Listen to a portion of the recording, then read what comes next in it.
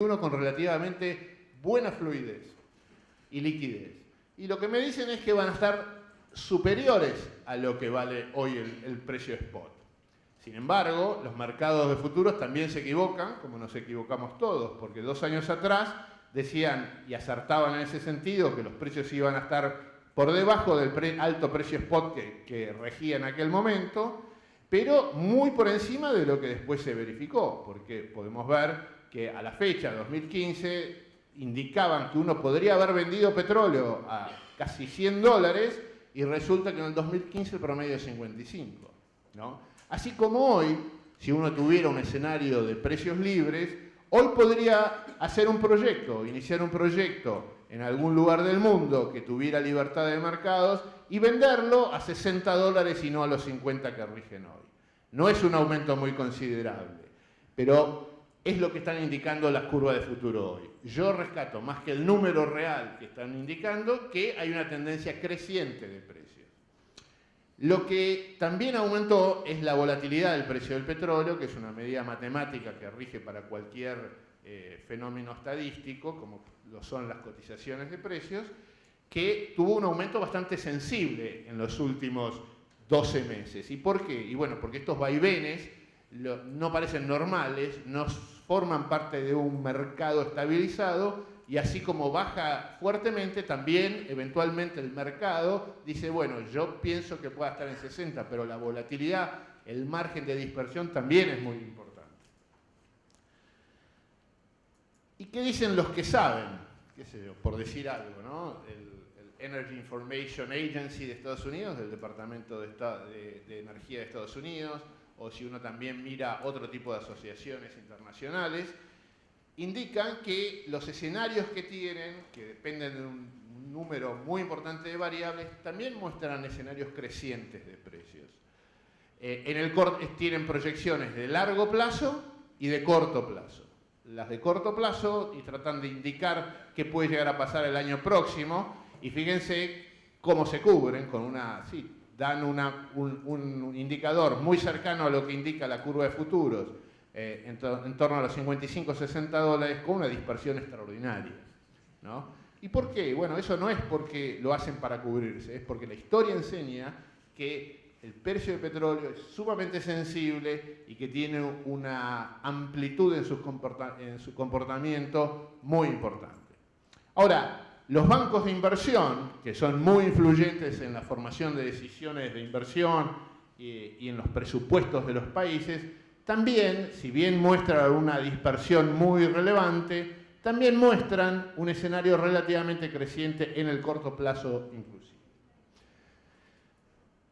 Y esto es importante porque la Argentina se encuentra completamente desacoplada de los precios internacionales y uno lee hoy en los diarios distintos representantes de distintas orientaciones políticas, exsecretarios de Energía, que dicen esto es una barbaridad, no puede ser, los consumidores de la Argentina están pagando $77 el barril, dicen esa parte, no dicen que en el Golfo de San Jorge quizás se paga $63, que el promedio puede estar en 67. Dice, y eso es una barbaridad porque la pobre gente está pagando un montón. Bueno, eso es una realidad, ¿sí? Se está pagando un precio nominal de $1 oficial que es bastante elevado en relación a lo que es el mundo. Es aproximadamente, en el promedio, un poco más del 35% de lo que rige en el mundo, ¿sí? Eso es cierto. Ahora, también es cierto que los últimos 14 años también estuvo completamente desacoplado y muchísimo más desacoplado cuando, por razones diversas, básicamente políticas, se decidió que la Argentina consumiera su stock de capital, de reservas de petróleo y de gas a precios muy inferiores a los que regían en el mundo, pero muy inferiores, porque cuando tocaba $140 el WTI, en Argentina valía $40 el barril.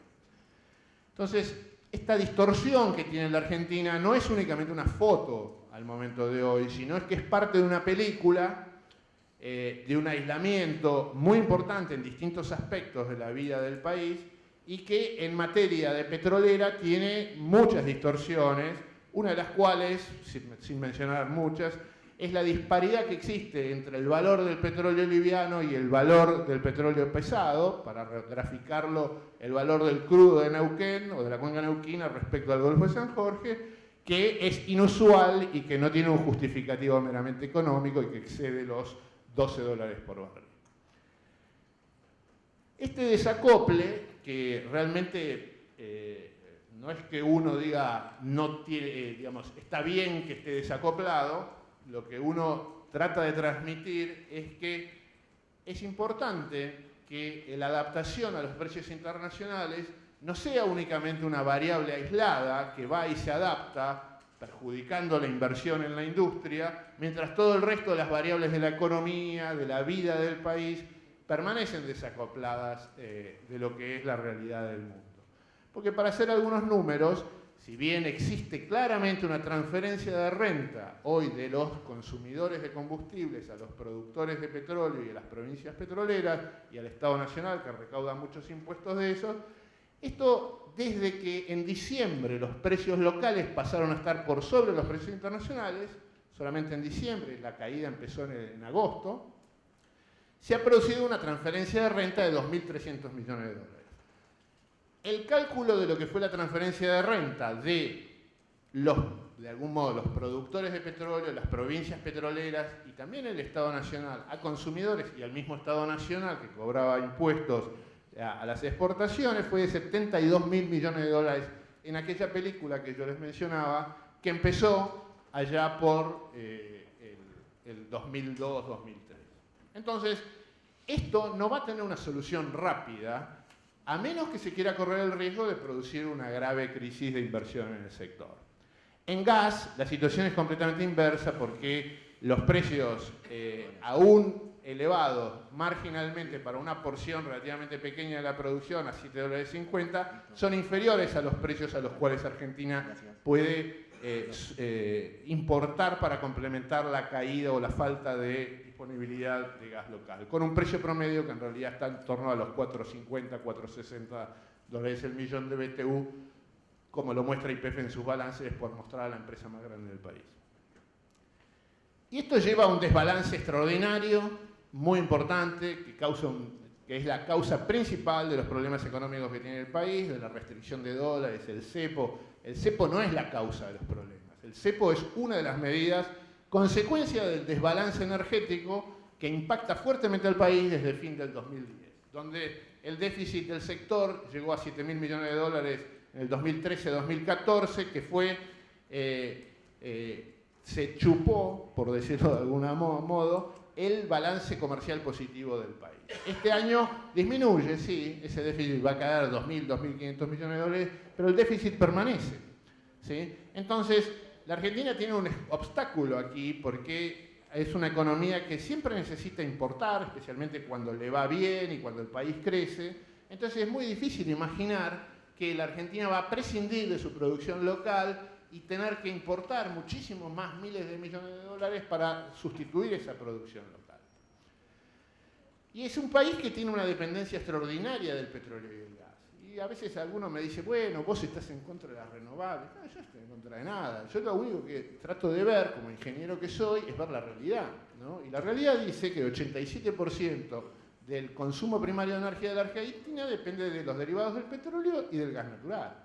Con el 51% del gas natural, que si no hubiera cortes en el suministro, si hubiera producción abundante, sería 62%. Entonces, esto es la realidad y esto no va a cambiar en los próximos 10 años. Entonces, los profesionales del sector de petróleo y gas tienen una responsabilidad muy importante porque tienen que seguir produciendo petróleo y gas en cantidades muy importantes porque el país no va a poder prescindir de eso y la economía tampoco va a poder prescindir, sino todo lo contrario, necesita producir muchísimo más. ¿Y qué está pasando hoy, no? Y hoy lo que está pasando es que la demanda de combustibles está creciendo en forma muy importante, ¿no? Aún en un año donde existe la percepción de que hay una crisis económica, la realidad es que la economía debe estar creciendo. Yo no soy economista, así que no puedo decir cuánto, pero el gasoil, que está íntimamente relacionado con la actividad económica, crece este año 3,5% en el acumulado de los primeros 7 meses del año, cuando en el año pasado cayó 2,5%. Esto sin considerar el gasoil consumido en generación eléctrica, donde estaríamos en más del 6%. Esto es muy, muy importante, el crecimiento de la demanda. En naftas, aún con los precios altos, con este desacople del mundo que tenemos en materia de precios, en junio y julio creció casi 10% interanual. Quiere decir que la demanda tira, el mercado no está en una crisis de donde cae 20% de la demanda de combustible como existió en algunos momentos del país. Y la variable más importante del sector energético, que es la electricidad, la demanda está creciendo en los primeros 9 meses del año, hoy hice los números de septiembre, crece casi 6% interanual, cuando el año pasado, aún con caída económica probablemente del 2,5%, creció el 1,1%. Quiere decir que acá hay una demanda que empuja muy fuerte y la demanda de electricidad se abastece en forma creciente con energía termoeléctrica, que significa más combustibles. No, entonces, para mí, el escenario donde ustedes van a ser de algún modo protagonistas es que muestra que los próximos años acá vamos a tener que tener un rol preponderante de los profesionales de petróleo y gas, donde la producción es muy difícil de levantar en el país. Pese al aumento de inversión que ha habido de varias empresas, principalmente de YPF, la producción crece muy poco, ¿sí? ¿Por qué? Porque es una producción de cuencas maduras donde lo que queda por hacer es realmente difícil y que requiere un esfuerzo enorme para revertir la caída de productividad que naturalmente se da en este tipo de cuencas. Ahora, eso es algo irreversible, eso es algo que determina el futuro y entonces debiéramos irnos todos. Miren, yo pongo como ejemplo a Estados Unidos, no por ninguna razón en particular, sino principalmente por razones profesionales. Estados Unidos tiene una naturaleza de sus cuencas y de la forma en que está organizada la industria que tiene puntos de contacto con Argentina. Hay una relación histórica de empresas de servicios, operadoras de Estados Unidos que también trabajan en Argentina, pero yo lo que resalto es que las cuencas, de algún modo, también son cuencas marginales en Estados Unidos y, sin embargo, continúa la explotación y producen mucho más que lo que produce la Argentina, ¿no? Con esfuerzos que cada tanto la aplicación de las tecnologías permiten aumentar fuertemente la productividad y desde mi punto de vista ese es el desafío y esa es la obligación de todos los profesionales que estamos en esta industria. Es una actividad que tenemos que es difícil, ¿no? 92% de lo que se produce de los pozos es agua, es decir que recuperamos una parte del petróleo que se produce con los fluidos que salen de los reservorios. La mayor parte de la producción de gas está en baja y media presión, los pozos son cada vez más profundos. Bueno, esa es la realidad con la que nos enfrentamos y por lo tanto la única respuesta es aumentar la productividad y aumentar la aplicación de los conocimientos técnicos para que cada vez se pueda producir más petróleo y gas.